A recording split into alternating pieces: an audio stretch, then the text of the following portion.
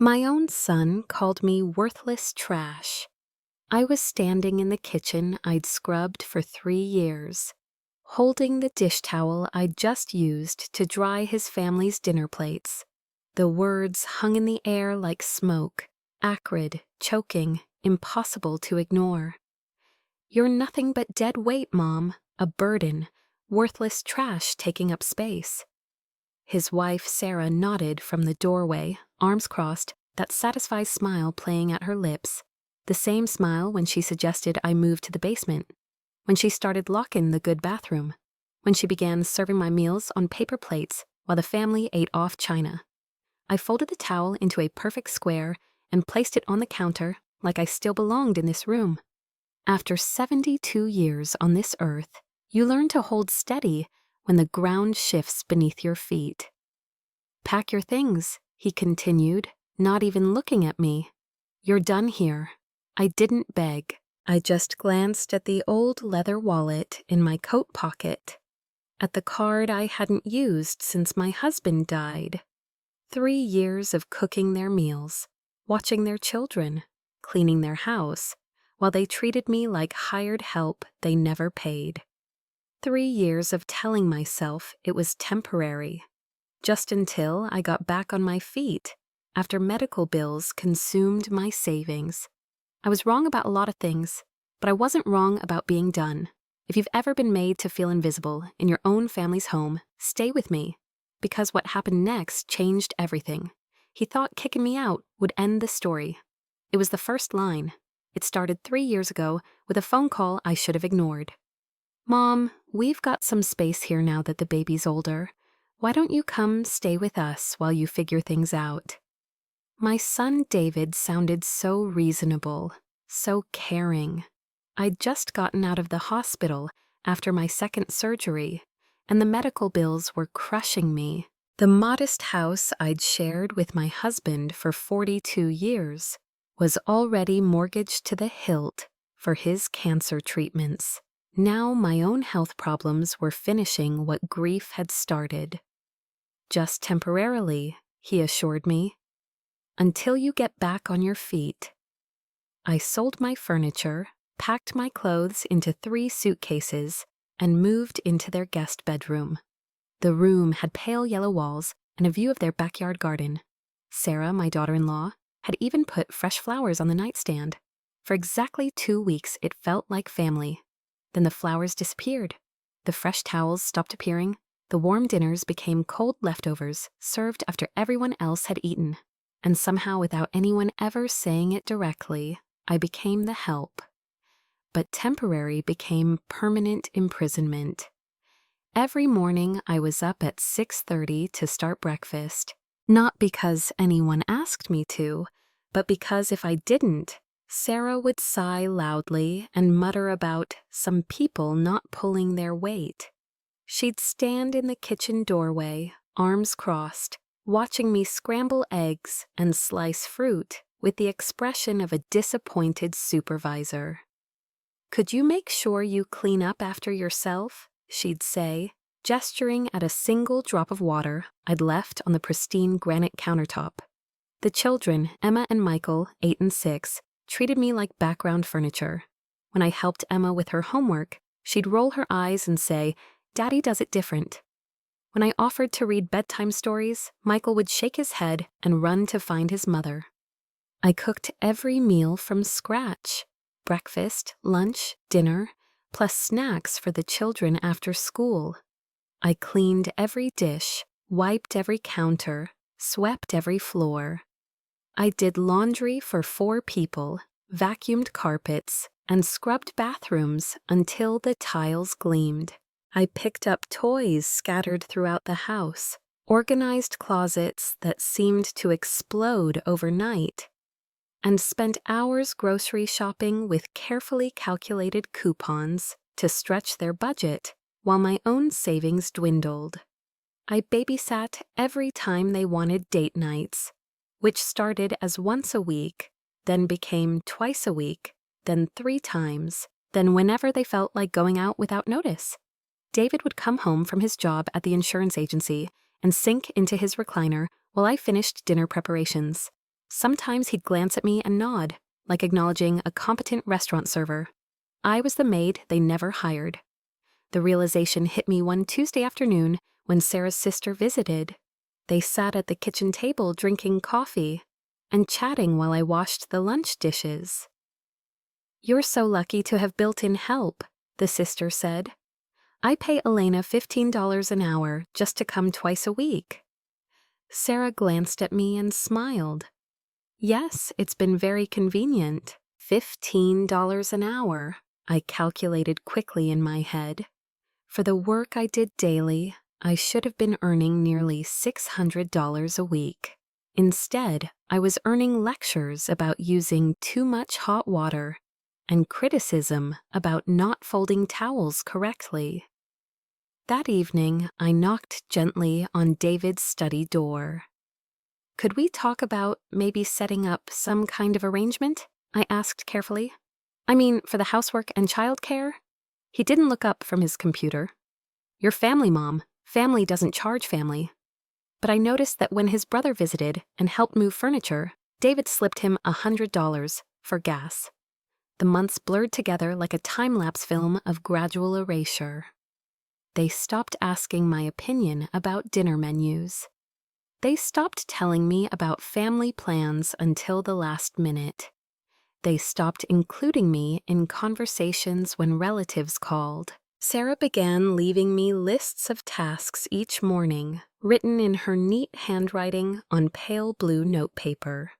"Please vacuum upstairs. Remember to clean baseboards. Don't forget to iron David's shirts." She'd check off completed items with a red pen, like a teacher grading homework. When I tried to watch television in the living room one evening, Sarah appeared with a concerned expression. "Could you be a little quieter?" she said softly. "The kids are trying to concentrate on homework upstairs." I was sitting silently. I hadn't said a word in 20 minutes. "This is still my son's house," I said, which was technically true, but felt like a lie as soon as the words left my mouth. She smiled that same satisfied smile. "Of course it is. I'm just asking for consideration." I moved to my bedroom and didn't come out until morning. The next day, I noticed they'd put a small television in my room. A 12-inch screen with basic cable. The kind they might put in a maid's quarters. The final insult came on a Sunday afternoon when their golden retriever, Murphy, knocked over a plant on the back patio. Sarah rushed outside with paper towels and cleaning spray, cooing sympathetically. "Poor baby," she said, petting his head. "Accidents happen." That same week, I'd accidentally broken one of their wedding china cups. While doing dishes, Sarah had made me replace it with my own money and spent 20 minutes explaining how to handle delicate items properly. Even the dog got more respect. I started keeping a notebook under my mattress. I wrote down every task I performed, every hour I spent cooking and cleaning and babysitting. I noted every dismissive comment, every sigh, every time they treated me like an inconvenience in my own son's home. By the end of year 2, I had documented over 3,000 hours of unpaid labor. But more than that, I had documented my own disappearance. I was becoming invisible in plain sight, erased by small cruelties and casual indifference. I just didn't know yet how visible I would become. The final blow came on a Wednesday morning in November, 3 months after I'd started documenting their abuse. I was folding David's shirts in the laundry room when I overheard Sarah on the phone with someone, her voice carrying that particular tone she used when discussing problems that needed solving. "I've been researching facilities," she said. "The one on Maple Street has excellent reviews." My hand stilled on the cotton fabric. Facilities. She was talking about nursing homes. "She's becoming more difficult," Sarah continued. "Yesterday she asked David for money. Can you imagine? Like we owe her something." I had asked for $20 to replace the prescription glasses I'd broken while cleaning. $20 after 3 years of unpaid labor, worth over $90,000. That evening, David called me into the living room. Sarah sat beside him on the couch, her hands folded in her lap like a concerned daughter-in-law. I remained standing. "Mom, we need to talk," he said, not meeting my eyes. "Sarah and I have been discussing your situation." "What situation?" I asked, though my stomach was already nodding. "You're not getting any younger, and we're worried about your safety. Living here isn't sustainable anymore." Sarah nodded sympathetically. "We think you'd be happier somewhere with people your own age, professional care." "You mean a nursing home?" I said flatly. "An assisted living community," David corrected, as if the euphemism made the betrayal prettier. "Somewhere you can have your own space, and we can all have some breathing room." Breathing room. After I'd spent 3 years making their lives easier, they needed breathing room from me. "I don't need assisted living," I said carefully. "I cook, clean, handle all the household management." "That's exactly the problem," Sarah interrupted, her voice still sweet as poisoned honey. "You shouldn't have to do all that. It's not fair to you, not fair to me." As if this was about my welfare instead of their convenience. "I'm calling Sunset Manor tomorrow," David said with finality. "They have an opening next week. I'm calling the facility tomorrow." The next morning, I discovered Sarah's new strategy for proving I needed professional care.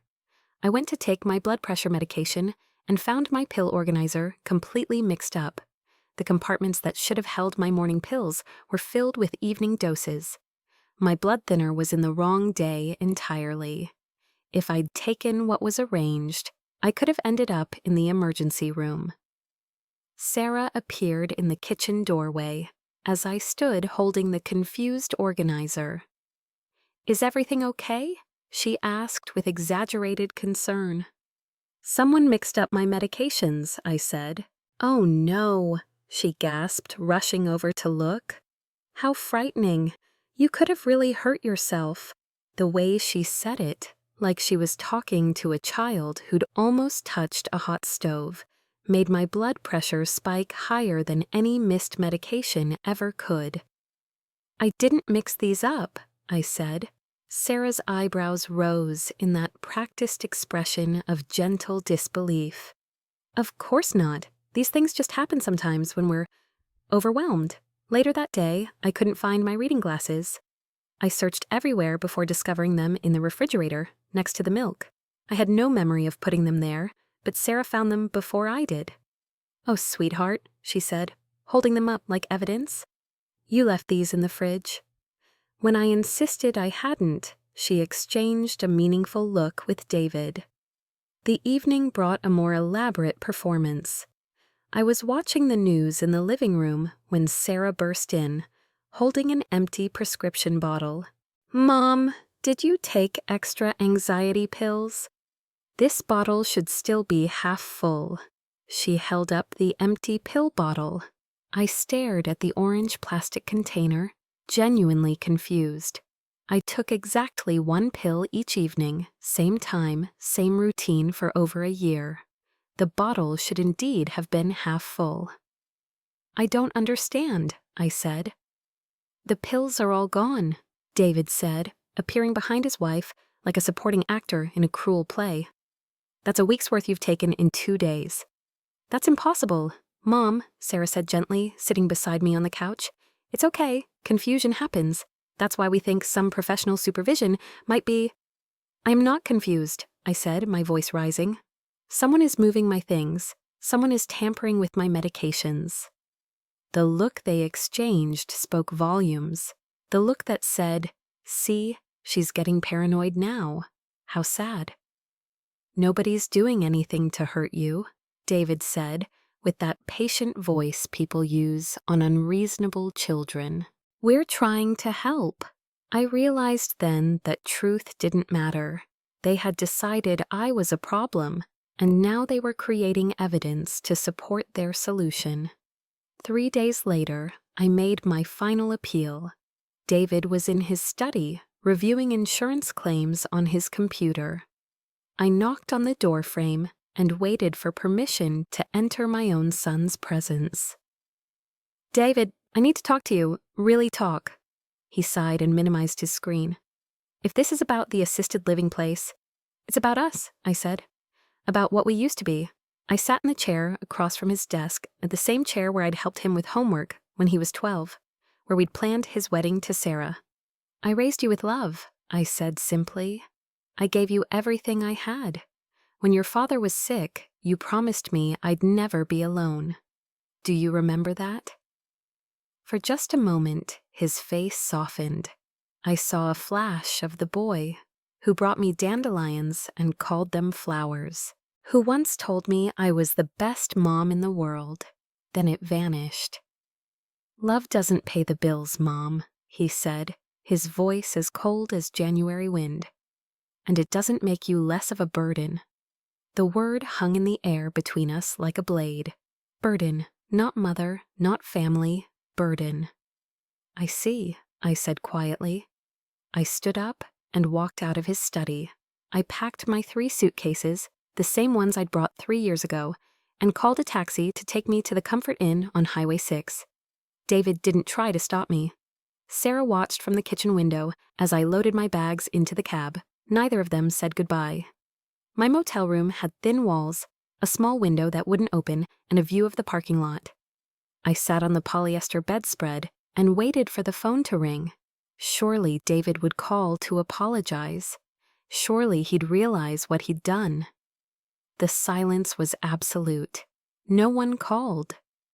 For 72 hours, I existed in suspended animation. I ate vending machine crackers and drank burnt-tasting coffee.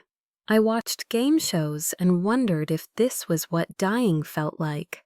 Not dramatic, just quiet and forgotten. On Saturday morning, the motel phone finally rang. My heart leaped. David. It had to be David. "Mrs. Henderson, this is Jennifer from First National Bank. We've been trying to reach you about some irregularities in your account." I almost laughed. Of course, the bank was calling about my empty checking account, the one I'd drained to pay for David's family groceries and the children's school clothes and the broken china cup. "What kind of irregularities?" I asked, though I assumed I knew. "Well, ma'am, it appears there's been some confusion about your trust account. Could you come in Monday morning? We need to verify some information." Trust account. I frowned. My husband had never mentioned a trust account. But then again, my husband had been a careful man, a man who planned for every contingency, who read the fine print on every contract, who never threw away important papers. Maybe David wasn't the only one with surprises.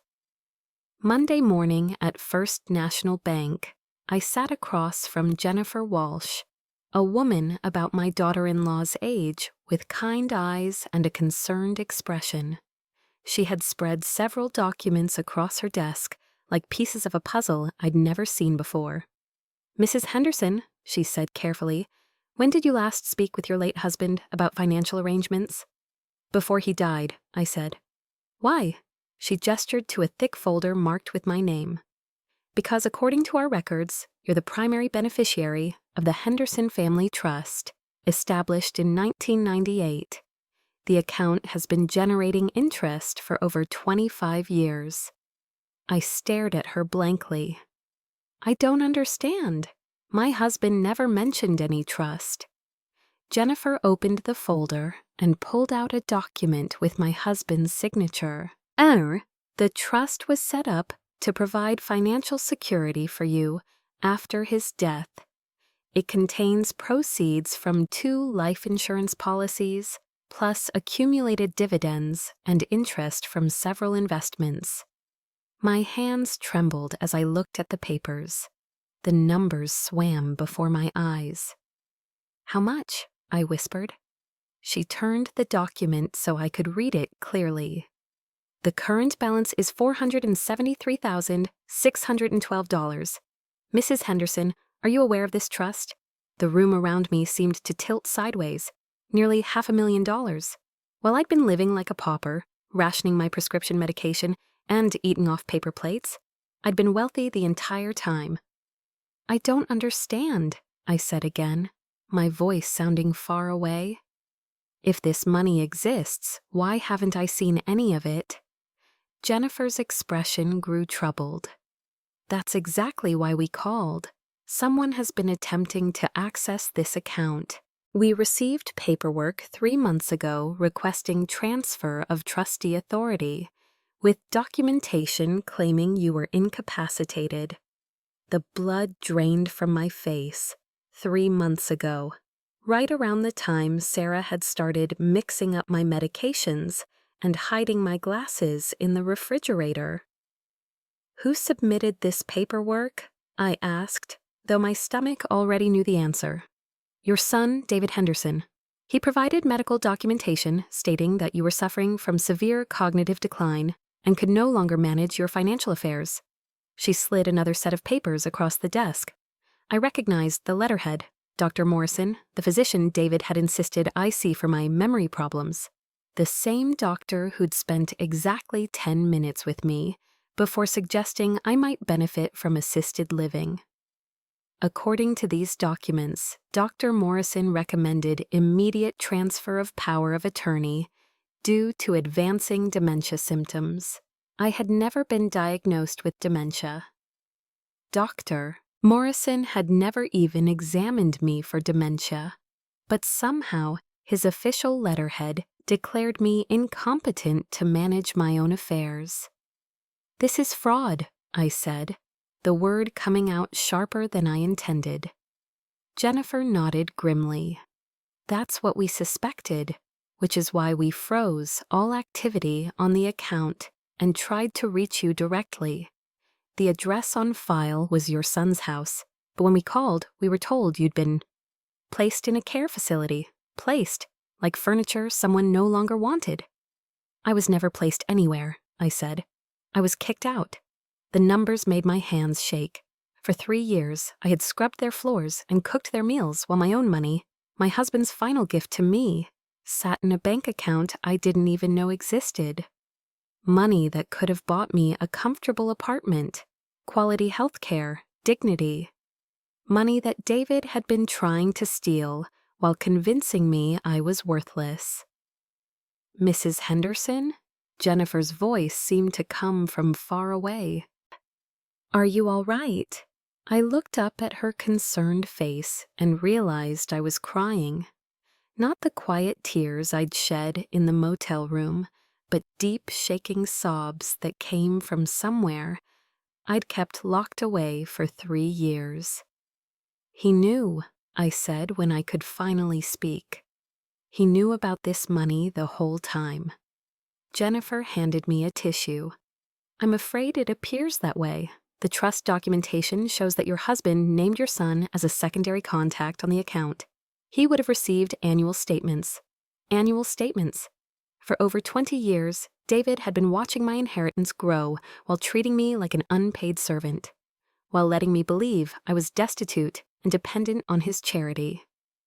Ma'am, Jennifer continued gently, I need to ask you some questions to verify your identity and mental competency. Standard procedure when fraud is suspected. For the next hour, she asked about my childhood, my marriage, my late husband's social security number, our anniversary. I answered every question clearly. I recited my full name, address history, the names of my children and grandchildren. When she was finished, Jennifer sat back in her chair. Mrs. Henderson, you are clearly competent to manage your own affairs. The medical documentation your son provided appears to be falsified. Would you like me to contact our legal department about pressing charges? The word charges hung in the air between us. Criminal charges, against my own son. I need time to think, I said. Of course, she replied. But in the meantime, I'm recommending we implement additional security measures on your account. No one else will be able to access it without your explicit written consent. She handed me a new debit card and a checkbook I'd never seen before.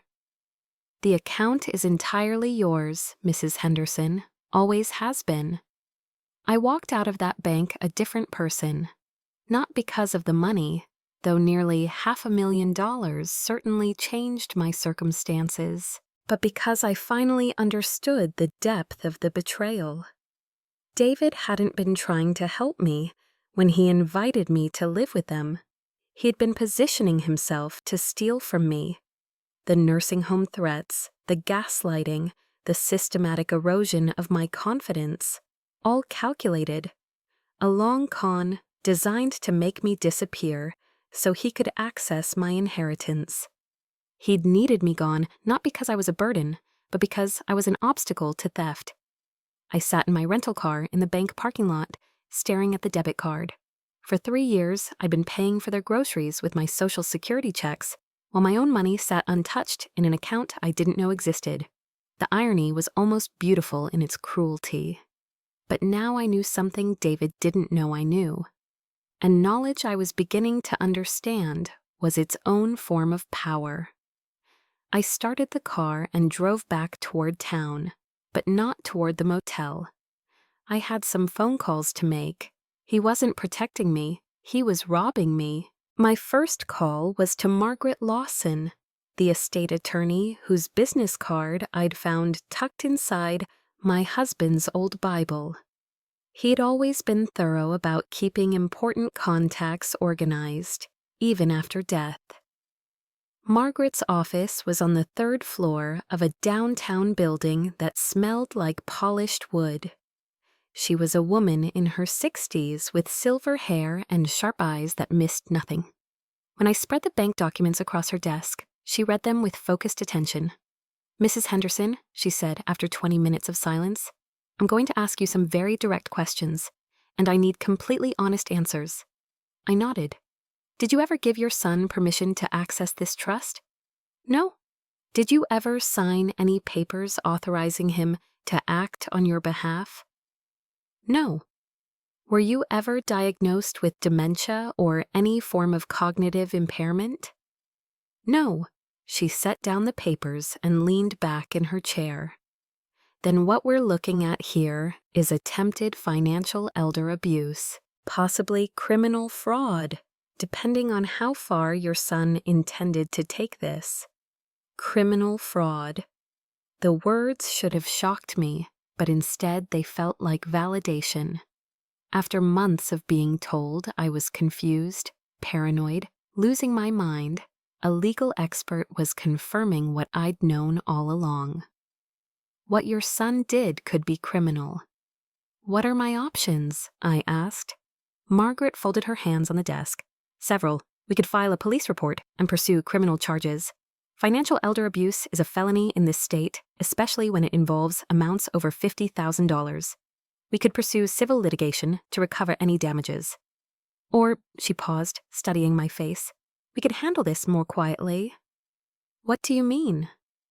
"Sometimes the threat of exposure is more effective than actual exposure," she explained. "Your son is an insurance agent, correct?"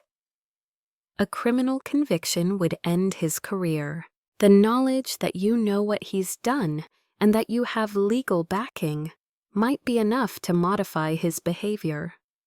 I thought about Emma and Michael, my grandchildren who barely acknowledged my existence, but didn't deserve to see their father destroyed.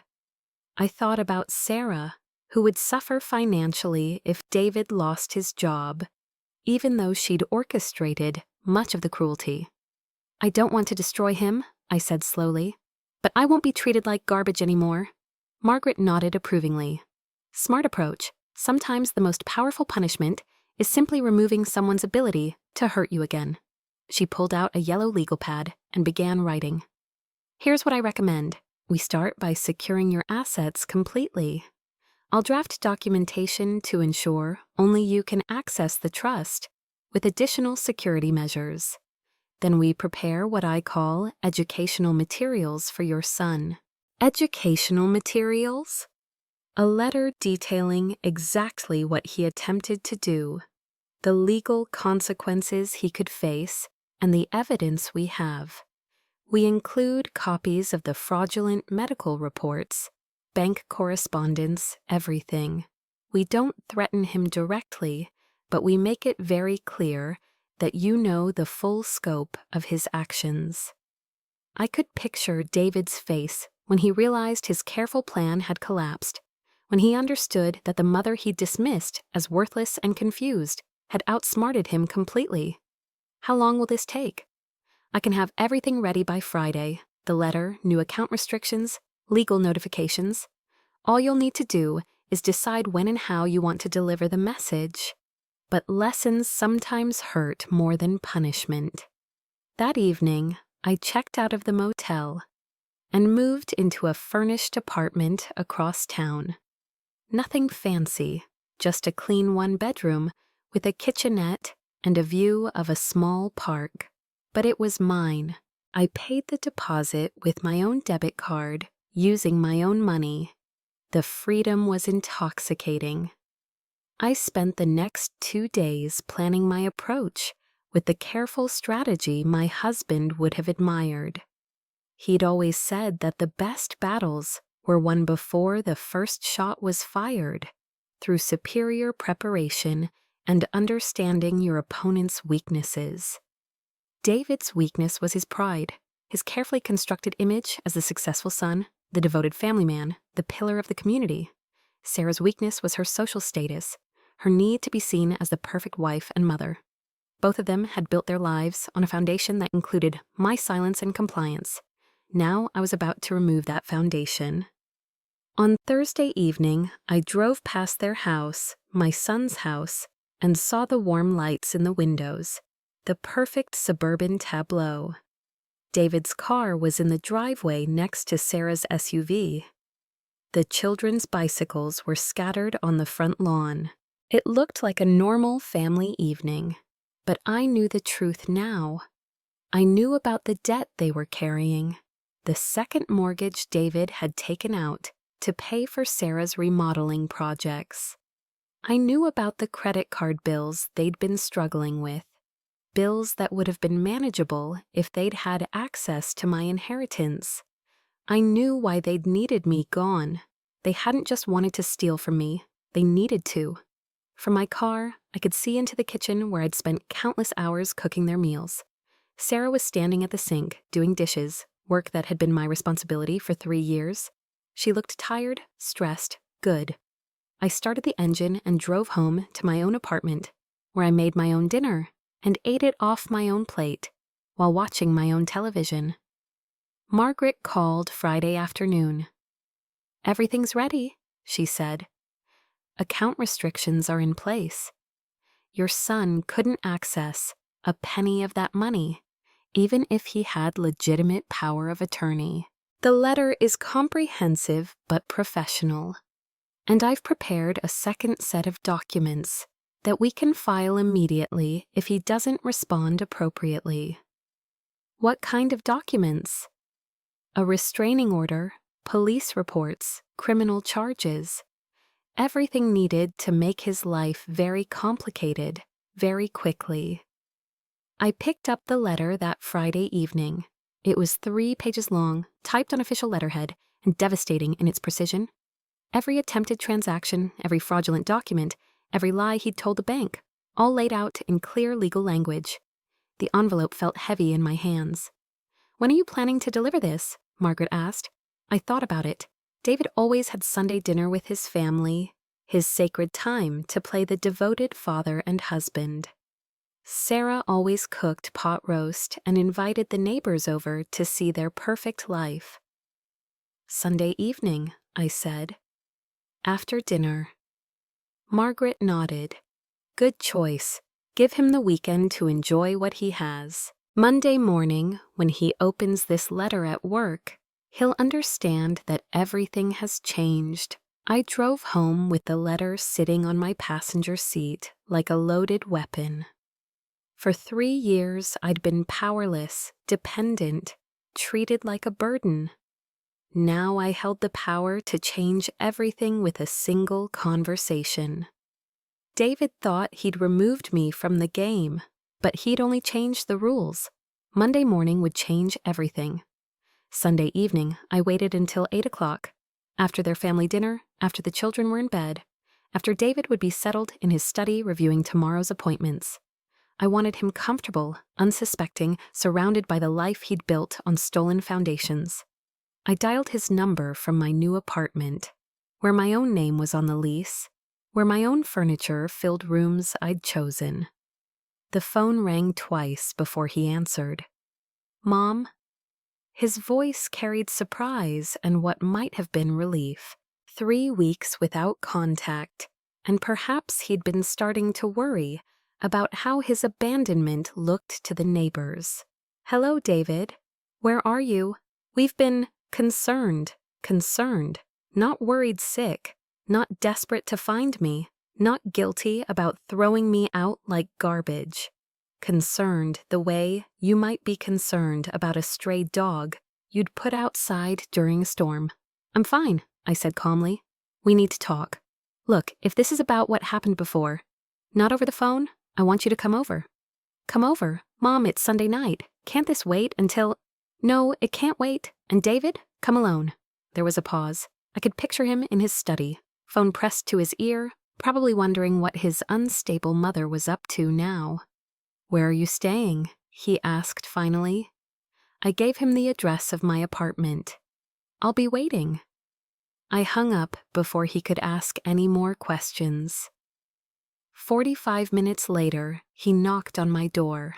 When I opened it, he looked exactly as I expected.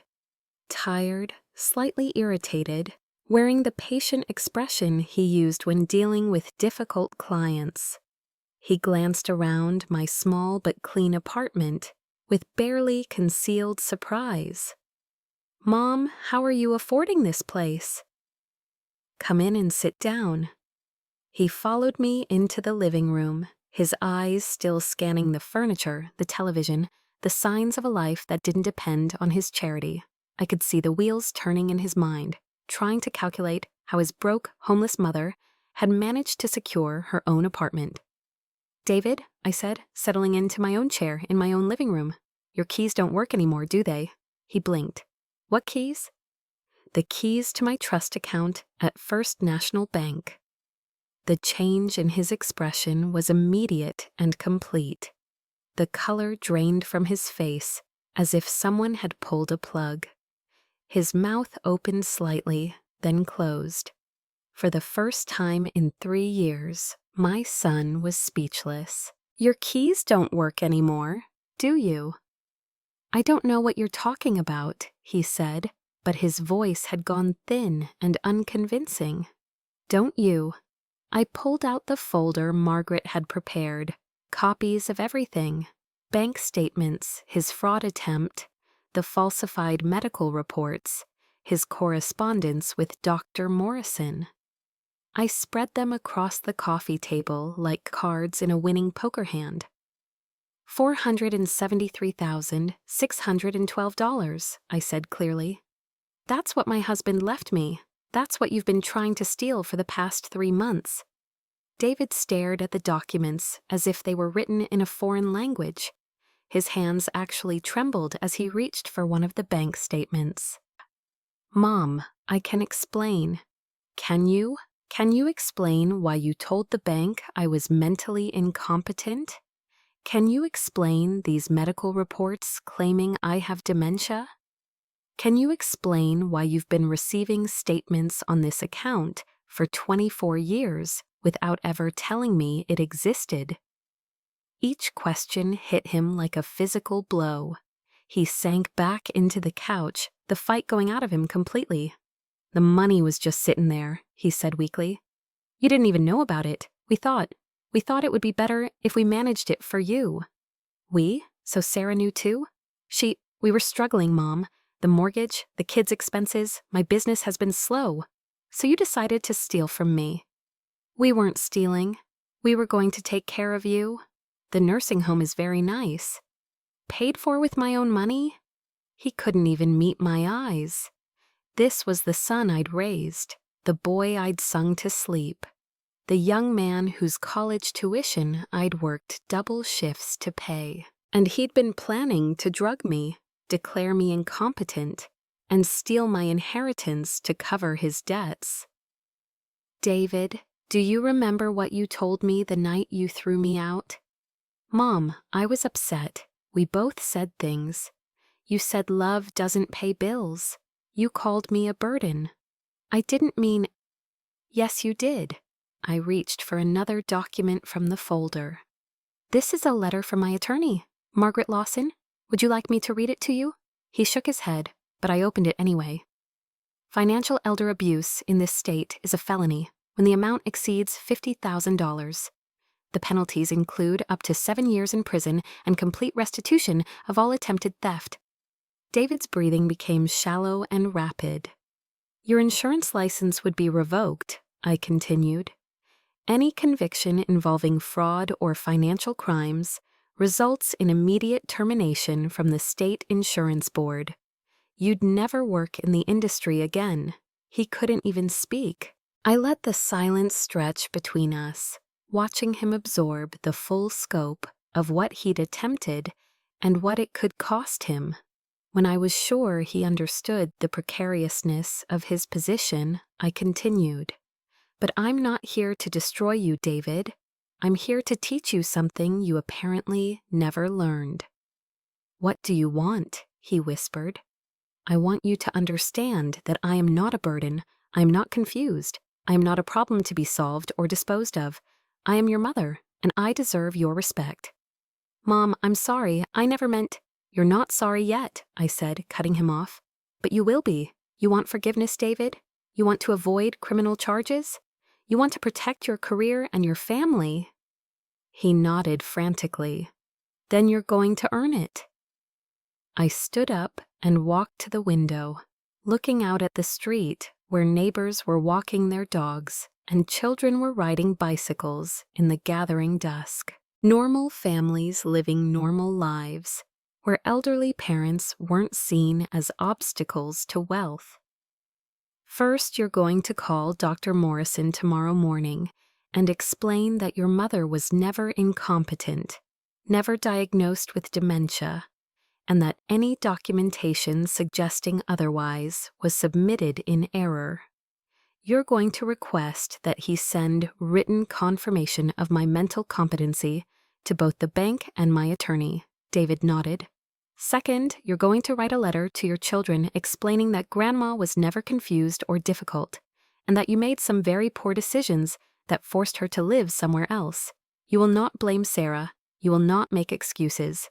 You will take full responsibility for your actions. Third, I continued, turning back to face him, you will seek financial counseling to address whatever money problems drove you to attempt theft. If you can't manage your own finances, you have no business trying to steal mine. And fourth, you will call me once a week. Not to ask for money, not to check if I'm still mentally competent, but to have a normal conversation between a mother and her son. To remember that I exist as a person, not as an inconvenience or a source of income. David was crying now, quiet, ashamed tears that should have broken my heart. A year ago they would have, but I'd learned something important during my weeks alone. Sympathy for people who hurt you doesn't help them become better. It just enables them to hurt you again. Do we understand each other? I asked. Yes, he said, his voice barely audible. I'm sorry, I didn't hear you. Yes, ma'am. I walked to the door and opened it. Good. Start with an apology. He looked up at me from the couch, tears streaming down his face. Mom, I am so... Not to me, I said, to yourself, for becoming the kind of person who would steal from his own mother, for losing track of the values I spent 18 years trying to teach you. He walked to the door like a man leaving his own execution. And David, I called as he reached his car, if you ever treat another elderly person the way you treated me, I will find out. And next time, I won't be so understanding. I watched him drive away, then closed the door and locked it. My hands weren't shaking. My voice hadn't wavered. For the first time in 3 years, I felt like myself again. Start with an apology. The consequences began unfolding faster than I'd anticipated. Tuesday morning, Margaret called with an update on Dr. Morrison. "We sent a formal notice requesting clarification of your medical records," she said with professional satisfaction. "Their office confirmed in writing that there is no dementia diagnosis in your chart. They're refusing to discuss anything beyond what's officially documented, which actually works in our favor." I wasn't surprised. David had always been thorough when his own interests were at stake, but he'd overplayed his hand. By Wednesday, I noticed his car wasn't in the driveway when I drove past their house on my way to the grocery store. By Thursday, it was clear he wasn't coming home at all. By Wednesday, I noticed his car wasn't in the driveway when I drove past their house on my way to the grocery store. By Thursday, it was clear he wasn't coming home at all. That evening, I called their house. Sarah answered after several rings, her voice guarded. "Where's David?" I asked without preamble. "He's staying at his brother's for a few days." Her voice was tight, controlled. "We're working through some issues." Issues. That was one way to describe discovering your husband had attempted to steal nearly $500,000 from his own mother. "Sarah, we need to talk about what happens next."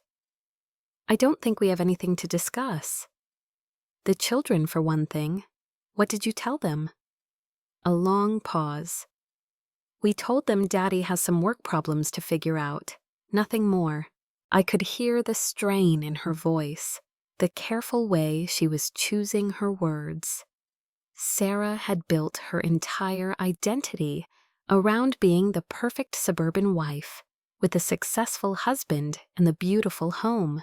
Now that image was cracking. "Sarah, how long did you know about the trust?" Another pause, longer this time. "I don't know what you mean." "Yes, you do.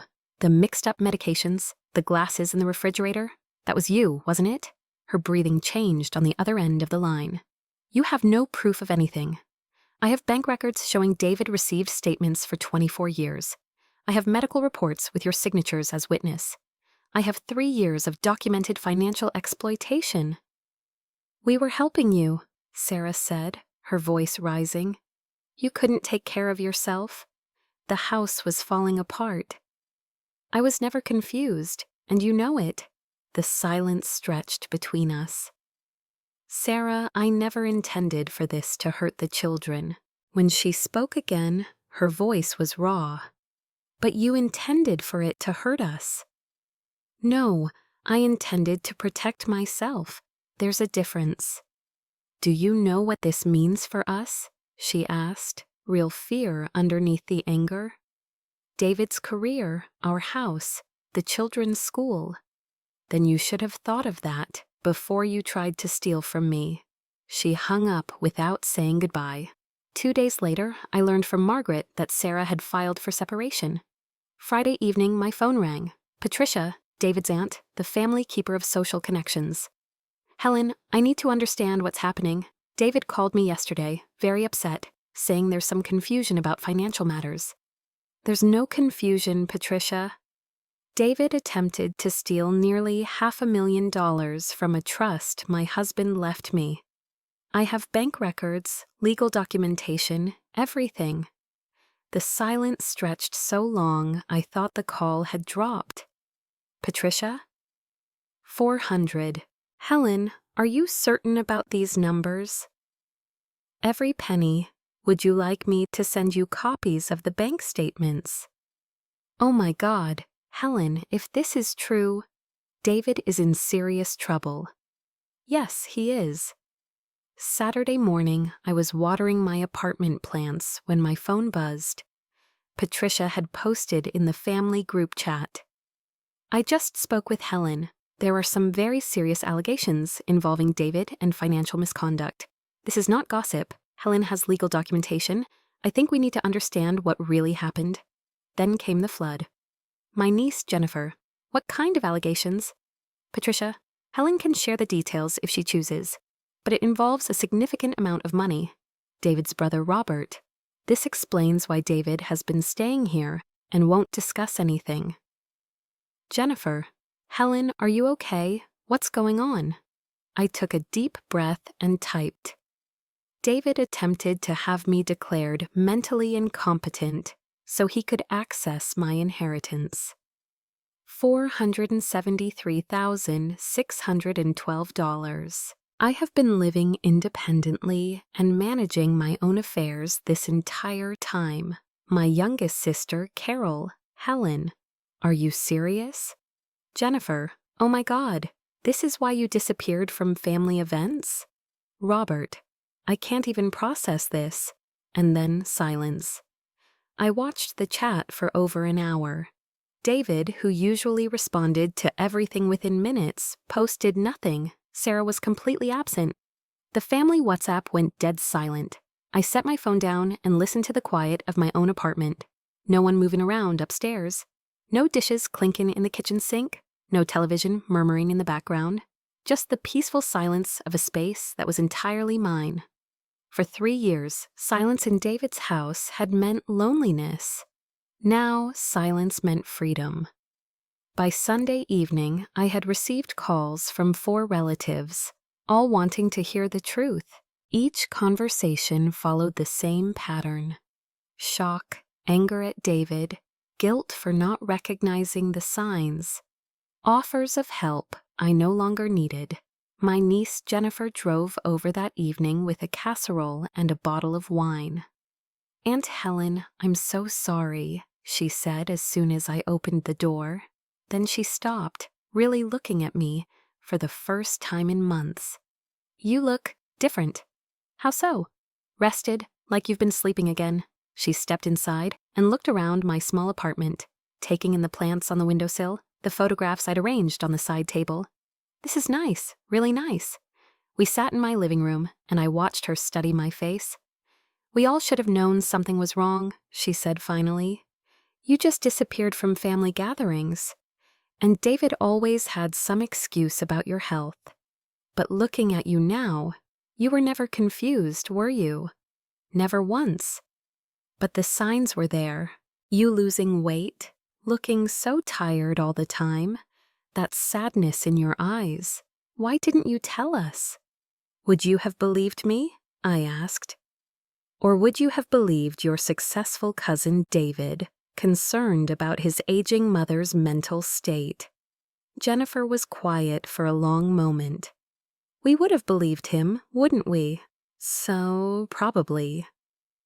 David is very convincing when he wants to be. He learned that from me, actually. I just can't believe he would do this to you. People do terrible things when they're desperate and convince themselves their victims don't matter. Is there any coming back from this for the family? I looked out my window at the neighborhood where normal families were having Sunday dinners. I don't know. Some bridges, once burned, don't get rebuilt. And some people only learn respect after they've lost everything they took for granted. Jennifer left that evening with promises to stay in touch, to include me in family gatherings again, to make sure I was never isolated like that again. But as I washed the wine glasses and put away the leftover casserole, I realized something important. I no longer needed their promises. I had my own apartment, my own money, my own choices. The family's acceptance was nice, but it was no longer necessary for my survival. For the first time in 3 years, I was free. And David was learning that actions have consequences, even when, especially when, the victim is your own mother. Some bridges rebuild, others stay burned. 3 months later, I bought plants for my own windowsill. I walked into the garden center and chose 3 small pots of African violets. Purple blooms, sturdy leaves, the kind that thrive with consistent care. I arranged them on my kitchen windowsill, where the morning light was strongest. Such a small thing. 3 plants in terracotta pots, but they represented something larger. The luxury of making choices about my own space, my own life. My days had settled into a natural rhythm. I woke without an alarm made coffee in my own kitchen, read the newspaper without anyone sighing. I grocery shopped when I wanted, choosing what I wanted to eat. Twice a week, I volunteered at the community center, helping seniors navigate paperwork. Many had similar stories, adult children who tried to take control for their own good. I shared what I'd learned about legal protection.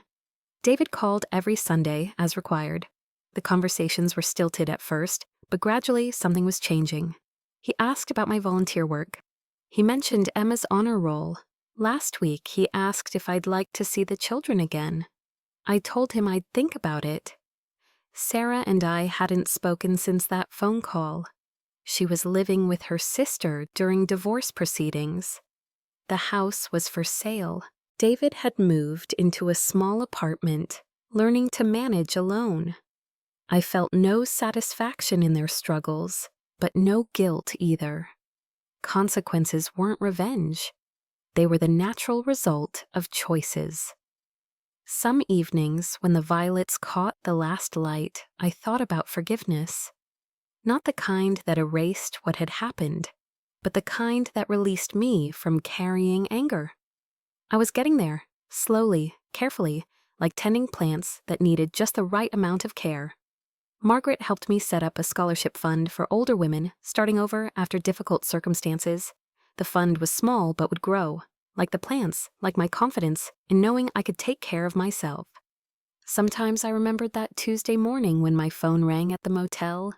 One call from the bank, and everything changed. Now when my phone rings, it's friends from the community center, or David with his careful check-ins, or Margaret with scholarship updates. The silence that had once meant abandonment now meant peace. And for the first time in years, I was planting things that would bloom in my own light. 6 months later, David brought Emma and Michael to my apartment for Sunday lunch. It wasn't the triumphant reunion you might expect. The children were polite but distant, unsure how to relate to the grandmother they'd been taught to see as confused. David sat stiffly at my dining table, still learning how to have conversations that weren't apologies, but it was a beginning. "The violets look good," Emma said, noticing the plants on my windowsill. "They like consistent care," I told her, "just like people." We ate lunch and talked about safe topics, school, weather, Emma's piano lessons. When they left, David lingered at the door. "Mom, I've been going to counseling, learning about what I did to you." "Understanding is a good start," I replied. "But understanding without change is just expensive guilt." He nodded, accepting the truth. After they drove away, I sat by my window, watching neighbors tend their gardens. Spring was coming early, and everywhere people were planting new things. Margaret had called about the scholarship fund. We'd helped 3 women this semester. Small beginnings, but beginnings nonetheless. My phone buzzed with a text from Jennifer, sharing photos from a family barbecue I'd been invited to but chosen not to attend. Not yet. Some gatherings still felt too complicated, but that was okay. Healing happens on your timeline, not anyone else's. Some bridges rebuild slowly, with careful attention and respect. Others stay burned, and that's okay too. And what matters is knowing the difference. If this stirred something in you, don't ignore it.